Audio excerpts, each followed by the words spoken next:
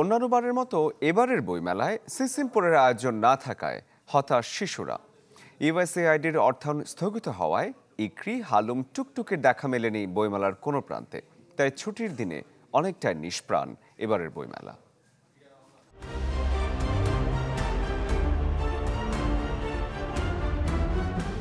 রঙিন স্বপ্নের হাতছানি আর কল্পনার জগতে ছোট্ট পায়ের দৌড়।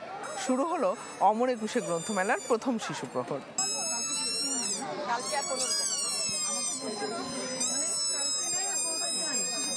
আমরা সিসিমপুর দেখতে এসেছি, সিসিমপুর নাই, আমরা মন খারাপ, আমরা চলে যাব।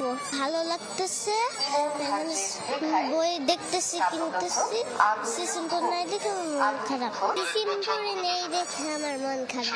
সিসিমপুরের জন্য আসলে আসা, যাতে ওরা এখানে একটু এসে মজা পায়, কিন্তু সিসিমপুর নেই বলে ওরা একটু মন খারাপ করছে। ছেলে ও বলতেছে এখানে এসে আমি বইমেলা যাবো, বইমেলা আমি এটাই বইমেলা।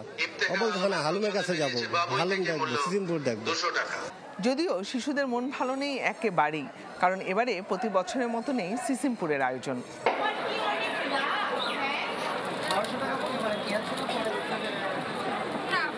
শেষ পর্যন্ত হালুম, ইকরি আর টুকটুকির দুঃখ ভুলে শিশুরা বাবা মায়ের সাথে আনন্দে মেতে ওঠে শিশু চত্বরে রঙিন সব প্যাভিলিয়ন আর রঙিন সব বইয়ে।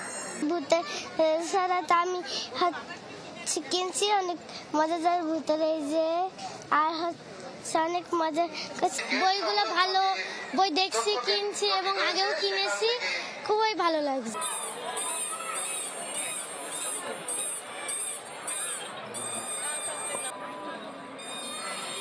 সাপ্তাহিক ছুটির দিন মানেই বইমেলার আঙিনা শিশুদের দখলে।